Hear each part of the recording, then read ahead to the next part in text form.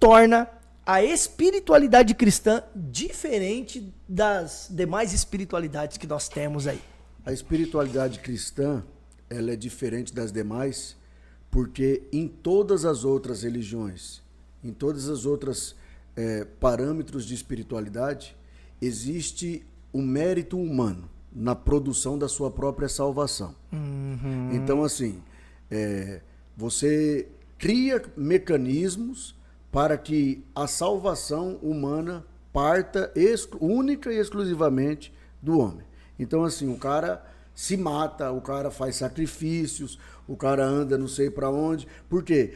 Após aquele ritual, após aquele ato, o cara talvez se sinta satisfeito disso. Nossa, eu alcancei a minha salvação. Na espiritualidade cristã, os méritos não são do homem. O mérito é somente do homem Jesus Cristo. Uau. A nossa salvação, ela não tem origem humana. Ela tem origem divina. Né? Jonas diz isso, se eu não me engano, Jonas 2,9, a salvação vem do Senhor. Então, no cristianismo, é o único lugar em que você vem, não porque você é bom, mas sim porque a bondade de um outro te alcançou. Porque a espiritualidade do outro produz espiritualidade em você. Esse é o diferencial. Os méritos da espiritualidade cristã, da espiritualidade de Cristo, é que eu não consigo produzir a minha própria salvação. Isso está em Deus. Eu recebo como um ato de graça. Nas demais espiritualidades não existe o conceito de graça. Não existe o conceito de favor imerecido. Existe um conceito de um favor produzido.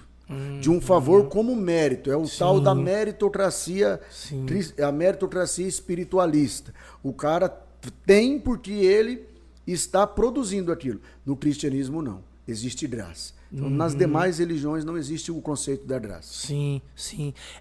Isso é muito interessante, né? E tanto que o senhor falou um pouquinho do gnosticismo, e eu acho que uma das coisas também que a gente poderia pontuar é exatamente essa encarnação de Cristo, né? Como homem, como humano, que também é algo que, poxa, o gnosticismo tentou lutar tanto contra. Não tem como, ele não pode ser verdadeiramente homem, verdadeiramente Deus. Porque dentro de todas as religiões, nós nunca vimos um Deus que se faz presente como o nosso Deus, que vem, que sofre, que é humilhado, que é rejeitado, que é traído. Então todas as religiões têm um Deus um tanto quanto distante, né? Uma figura totalmente divina, totalmente para além, totalmente para fora desse cosmo, né? Transcendente demais. Então quando a gente vem para a espiritualidade cristã, uma das coisas que mais nos choca, que mais nos causa impacto, eu acredito que você, como um bom cristão, foi impactado por isso, porque se você ouviu a mensagem do evangelho, obviamente você ouviu, né, que o nosso Deus se fez carne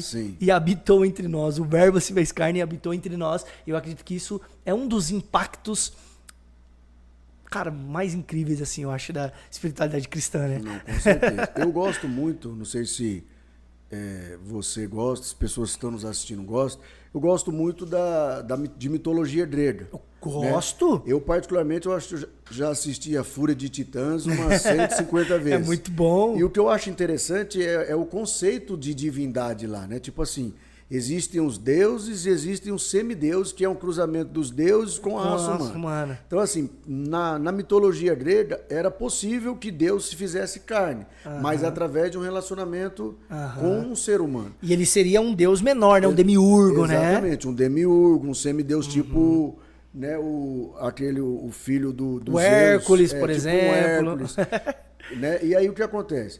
Na encarnação do verbo, né, que a Bíblia usa um termo lá no original grego, que ele tabernaculou entre nós, e tabernaculou cheio de graça e de verdade. Não foi simplesmente o verbo se fez carne. Foi o verbo se fazendo carne para trazer toda a graça e a verdade de Deus para que a gente pudesse apalpar a divindade. Isso é uma coisa maravilhosa, né? Porque, tipo assim, ao mesmo tempo que Deus continua sendo transcendente, maior do que todas as suas criaturas, a Bíblia também nos apresenta o conceito da imanência, ou seja, ele também está perto, porque ele habita com aquele que está com o coração contrito. É isso. E em Jesus, na encarnação de Jesus, a gente vê esses dois conceitos plenamente concebidos na vida de uma pessoa, né? O verbo que não é daqui, que é divino, habitou entre nós, E ele também, agora, ele tem condições de ser apalpado, porque ele se fez Cara. como um de nós. Eu costumo dizer que a única das pessoas da Trindade que tem forma é Jesus. Né? A Bíblia fala que Deus é Espírito, por isso o próprio Jesus falou que o Espírito não tem forma. O fato de o Espírito Santo ter vindo de forma corpórea como uma pomba não significa que ele é uma pomba, mas das pessoas da Trindade, nós vamos encontrar alguém que tem forma e a forma igualzinha a nossa. Cara. Né? Tanto é que na vinda dele, ele vai mostrar e apresentar as feridas das mãos dele, como está escrito lá em Zacarias 14, se eu não me engano. Ele diz assim, que as pessoas que contemplarem vão perguntar, que feridas que são essas nas suas mãos? E a resposta vai ser, são feridas com que eu fui ferido na casa dos meus amigos. Então, o verbo, ele sempre será visto por nós. Né? Os apóstolos tiveram a oportunidade de apalpar, de caminhar com ele. E nós agora temos o privilégio de sermos habitados pelo Espírito dele. Sim. E é uma coisa fantástica, porque quebra o gnosticismo que fala que a matéria é má e que só o Espírito é bom. Não. Em Jesus nós vemos uma espiritualidade perfeita sendo demonstrada na mesma forma que nós temos. Cara, isso é muito lindo. Maravilhoso. E fazendo um merchan aqui, né? Tem que fazer. No meu livro, Reconciliados, eu falo um pouco sobre a beleza que existe em ser humano. Sim.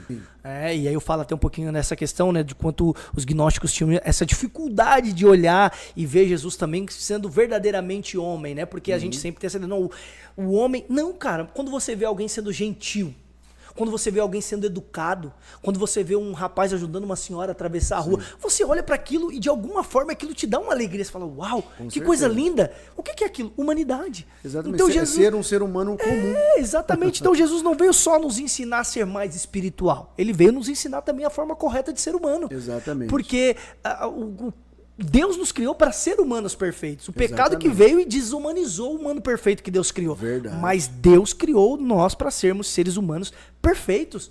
A sua imagem, a sua semelhança.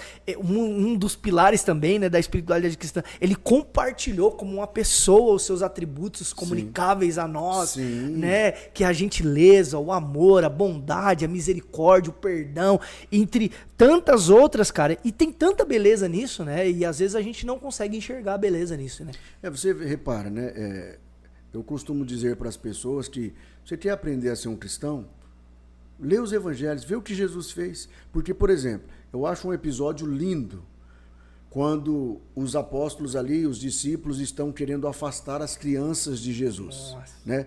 Paulo até cita em uma das suas cartas, quando ele vai falar sobre os falsos mestres, ele chama os caras de mestres de crianças, que era um termo tipo ofensivo, porque as crianças, ofensivo no sentido assim, que era um termo para você tipo falar que aquele cara, na verdade, ele se achava muito, mas na verdade ele era pouco, porque ele era só um mestre de criança. Talvez ele era um pedagogo, um pedagogo.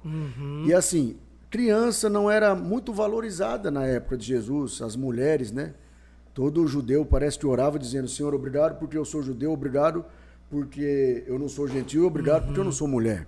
Né? Porque para os judeus as mulheres não tinham nem alma. Quando os discípulos começam a afastar as crianças, Jesus senta e fala assim, praticamente para nós, ó como vocês devem tratar as crianças. Deixe elas vir até a mim, ou seja, as crianças precisam ter acesso, como criança, porque o nosso problema é querer fazer com que as crianças se comportem como adulto. Meu Deus. Por que tem muitos conflitos entre pais e filhos? Porque nós, barbados de 30 anos, queremos que a nossa filha, o nosso filho de 5 anos tenha o mesmo comportamento que a gente. Sim. A gente está querendo transformar uma criança de 5 anos em adulto de uma hora para outra, sendo que a gente levou tempo. Então, assim, Jesus está ensinando ali que a espiritualidade, não é a genuína, não é aquela que afasta as crianças, é aquela que traz as crianças para perto dele. Então, quer conhecer a espiritualidade genuína, querido? Leia os evangelhos, veja todos os comportamentos de Jesus, veja o que Jesus falou sobre dinheiro, veja o que Jesus falou sobre política, veja o que Jesus falou sobre as mulheres, veja o que Jesus falou sobre tudo, porque ele nos deixou exemplo. Muito e bom. É ele que nós temos que seguir. Muito bom, muito bom. Eu falo aí também que... Eu queria te fazer uma pergunta, Marcelo. Claro! O que levou você a escrever um livro com um tema tão abençoado como esse?